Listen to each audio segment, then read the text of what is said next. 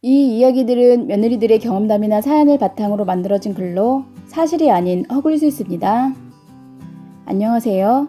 저는 결혼한 지 5년 된 처자이고 저희 친정아빠가 돌아가신 지는 벌써 8년째 들어가고 있는 중입니다.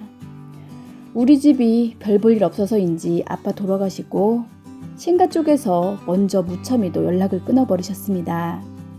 그 이유 중 하나는 오래전에 작은 고모가 보험을 하나 들어주신 게 있었는데 아버지 삼형제인 큰 집, 우리 집, 작은 집 이렇게 세 집에 똑같은 보험을 동시에 들어주시면서 고모가 책임지고 보험료를 1년치씩은 꼭 내주겠노라 약속을 하셨었습니다. 그러나 나중에 감당이 안 된다 핑계를 대며 각자 집에 모두 나누어져 버리셨네요.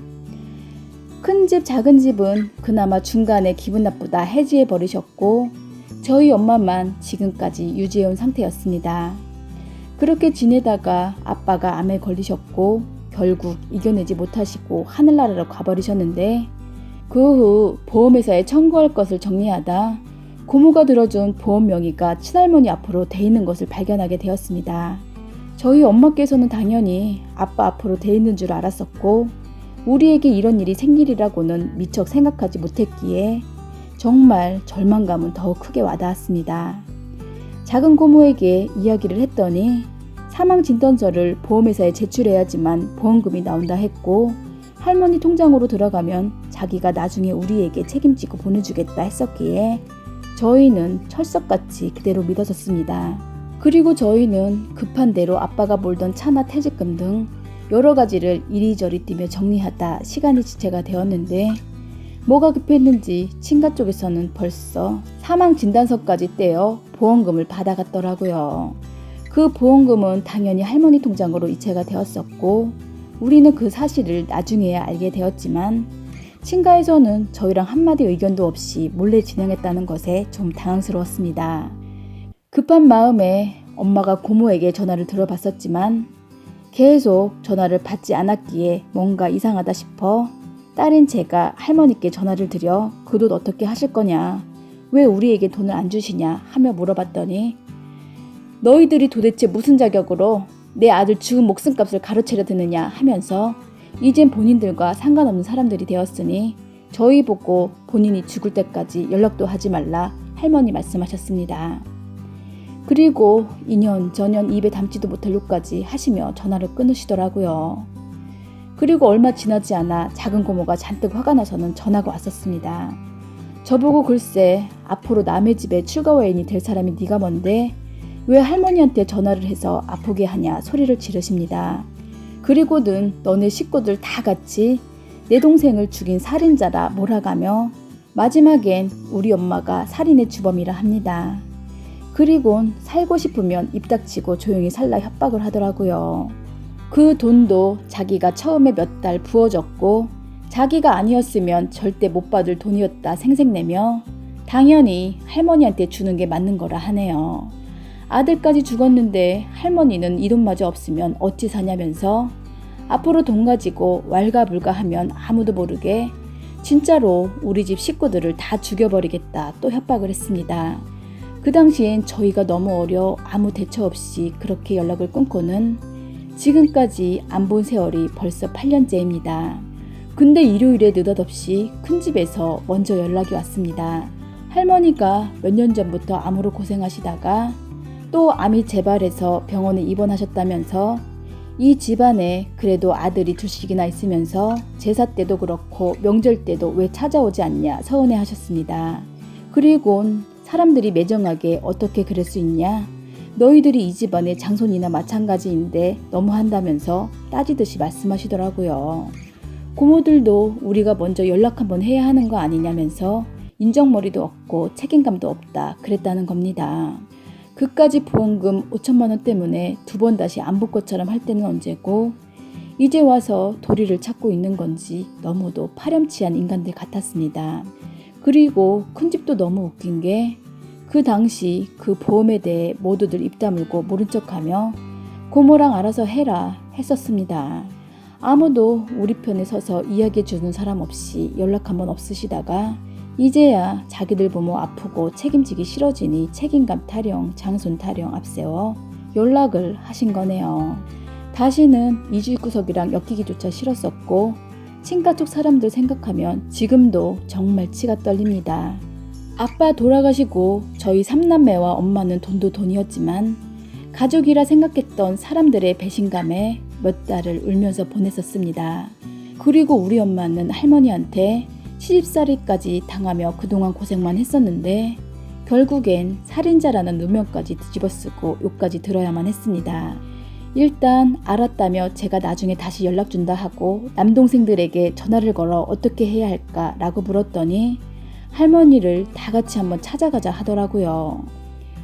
병원에 있다던 할머니는 죽을 날짜를 받아놓고 작은 고모 집에 와서 요양을 하고 계신다 해서 그곳으로 갔었습니다. 저희 보자마자 할머니와 고모들도 왜 이제 왔냐 많이 보고 싶었다 눈물까지 지으시는데 정말 추악한 모순덩어리들처럼 보였습니다. 사실을 말씀드리자면 저희들은 할머니를 보러 간 게 절대 아니었습니다. 저희가 이 집구석에 무슨 미련 따위가 남았다고 죽을 날이 얼마 남지 않은 노인네의 마지막 모습까지 보러 가겠나요. 잔인한 건 알고 있지만 저희가 그동안 피눈물을 흘리고 누명까지 쓰고 산 세월에 마지막 사과를 받으러 온 것뿐이었습니다. 그들이 하게 될 사과가 진심인지 거짓인지는 잘 모르겠지만 그래도 그들 입으로 잘못했다 미안하다는 말을 직접 듣고 싶었거든요.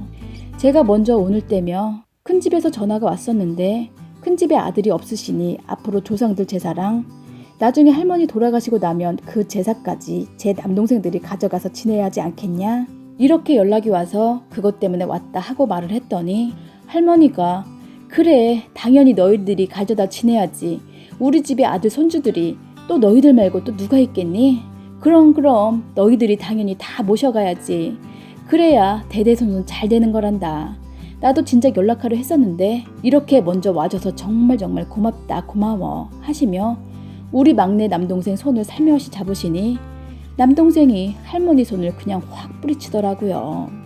고모가 그 모습을 보고 할머니 많이 아프시고 오늘 내일 하시는데 뭐하는 짓이냐? 불쌍하신 할머니 손 다시 잡아줘라 하시며 평생 아들을 가슴에 품고 사느냐 얼마나 힘들었겠냐. 마지막 가는 길 너희들까지 힘들게 하지 말라 하시네요. 그러게요. 누가 뭐라 했나요? 그냥 제 남동생이 누가 만지는 게 싫어 뿌리친 것 뿐인데 그리고 말만 가족이었지 얼굴도 못 보고 산 세월이 자그만치 8년인데 도대체 이 사람들이랑 무슨 정이 있어 손까지 잡나요? 제가 보기엔 이웃사촌보다 더 못할 뿐이지요. 그리고 저희 이 집구석에 와서 싫은 소리 한마디 않고 가만히 앉아 있었습니다. 또 그동안 할머니만 힘들었을까요? 저희 가족은 더욱더 힘들었습니다. 아버지도 없고 보험금도 다 가져간 친가족 배신감 때문에 맨날 울었었습니다. 그리고 그 당시 저희 3남매 모두 학생 때라 갑자기 기운 가정 형편 때문에 저는 대학까지 포기하며 가장이 되어 정말 죽지 못해 살며 여기까지 왔습니다. 남들에게는 그 5천만 원 아무것도 아닐 수도 있었겠지만 저희한테는 정말 목숨줄 같은 돈이었습니다.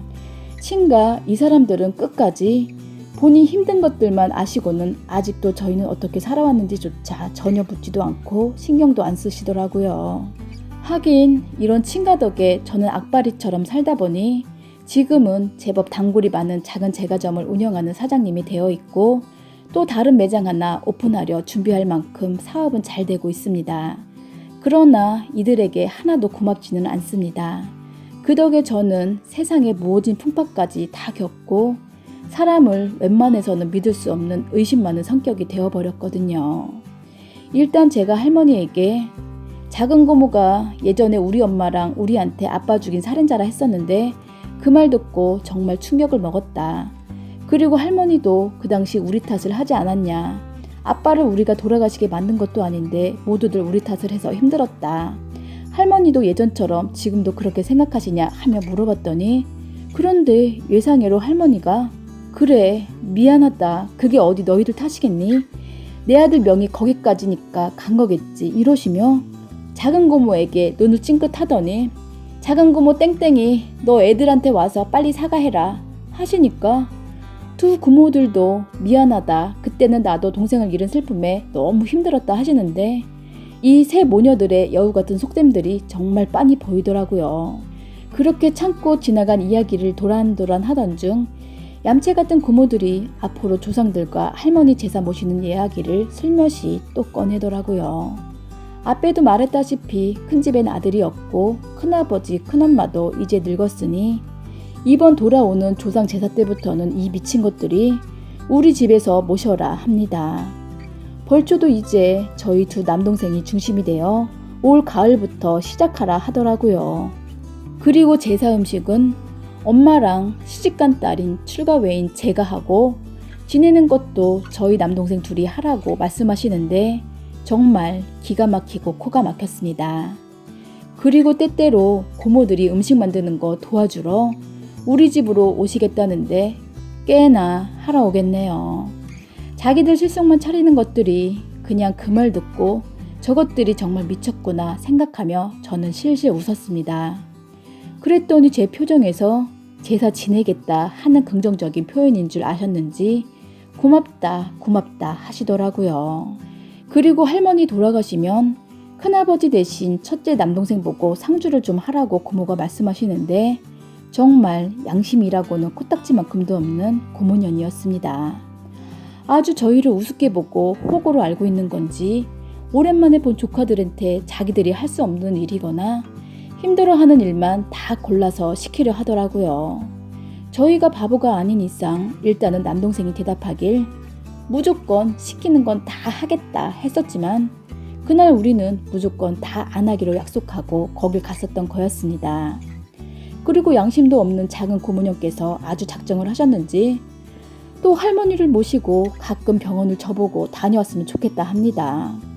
본인들도 하고 있지만 바쁘기도 하고 가끔 힘에 부치다시며 해줬으면 좋겠다시길래 그것도 제가 흔쾌히 해드리겠다 했네요.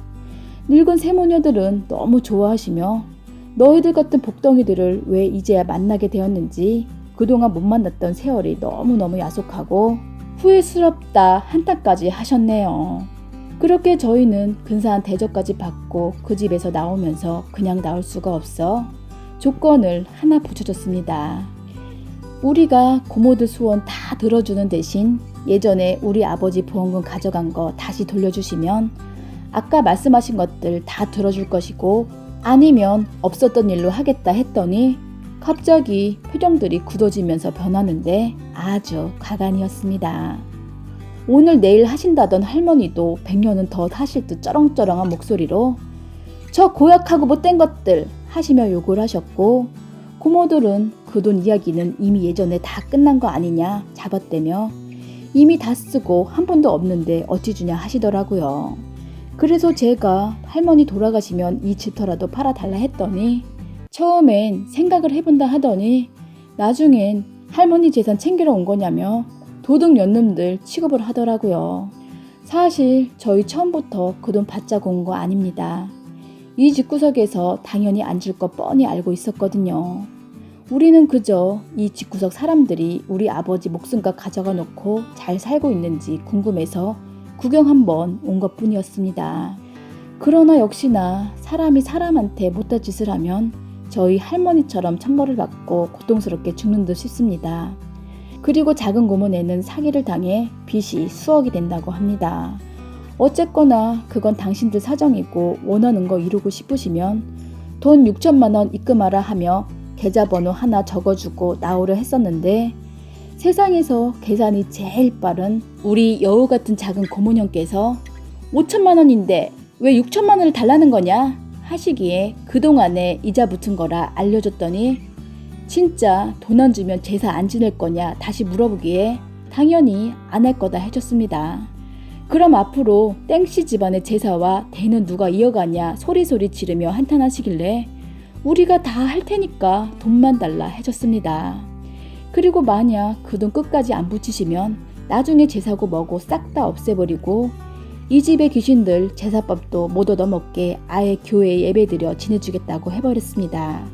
나오면서 그들 표정이 얼마나 웃기던지 저희 삼남매도 얼마나 통쾌하고 시원하게 웃었는지 비록 아버지 보험금은 평생 받을 수 없겠지만 우리는 이것으로 미련 졌고 이젠 친가 식구들에게 섭섭했던 저희 마음을 훌훌 털어버리고 평생 모르는 남처럼 살아보려 합니다. 오늘도 끝까지 들어주셔서 고맙습니다.